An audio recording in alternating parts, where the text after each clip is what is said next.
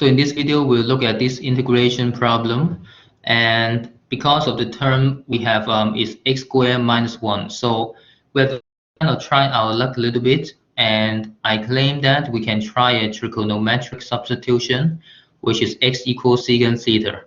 And automatically, usually the natural second step is to write down the derivative, the x term, which is the derivative of secant theta on the right-hand side, which is secant theta and tangent theta as a product, d theta. The key reason why this substitution works is because we can nicely simplify the expression x squared minus 1, and x is secant theta, so I write it as secant squared theta minus 1 for the expression. And by a famous trigonometric identity, I hope you know that, this one actually equals tangent squared theta. So let's put everything in together. And the x is secant theta tangent theta d theta.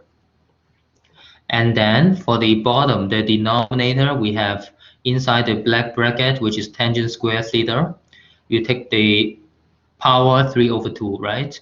And if you just look at the denominator, it is essentially the same as tangent cube of theta, because what you are doing is basically you take the square of tangent theta first, and you take another power, which is 3/2, right? So anyway, let's put everything in. We currently have this term, and obviously one copy of tangent theta can be cancelled, and we basically have this term as the next step.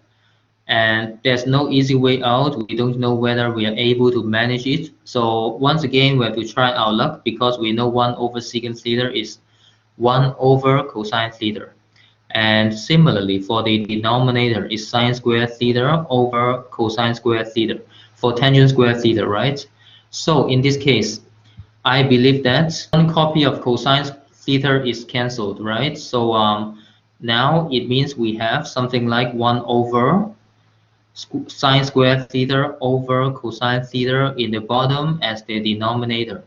Of course, the next step, we can actually flip the fraction. Right? And now, let's deal with this integral problem. It is a trigonometric integral. I claim that we can actually use the u substitution. We let u be maybe sine theta, and the u is actually the cosine theta d theta. You see, the advantage of this green substitution is that this thing is basically du. So essentially, the du absorbs one copy of cosine theta. And the bottom is clear. The bottom is just u squared, right? So left with a relatively simple integral, which is du over u squared. And I trust that you're able to manage this integral, because it is a matter of a power rule. So basically, we can say it is the answer to the problem, but there's one thing we have to notice. We have to substitute u back. So the answer is 1 over sine theta. There's a minus sign in front. And now, I think it's not the end story, right? Because we were initially doing the integral in terms of x. So we have to change this expression in the final answer in terms of x. And please recall from the beginning. At the beginning, we actually use x be secant theta, right? So we can use the classical geometric method to understand the picture. X is essentially 1 over cosine theta, and it means cosine theta is basically 1 over x, right?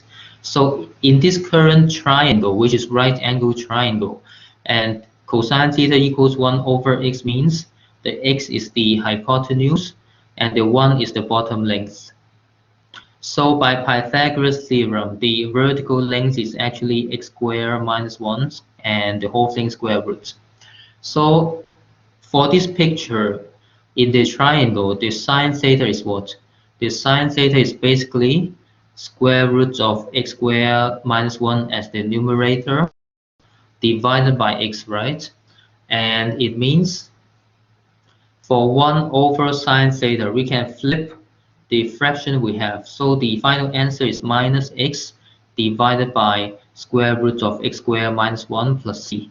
And I claim that it is the final answer to this problem.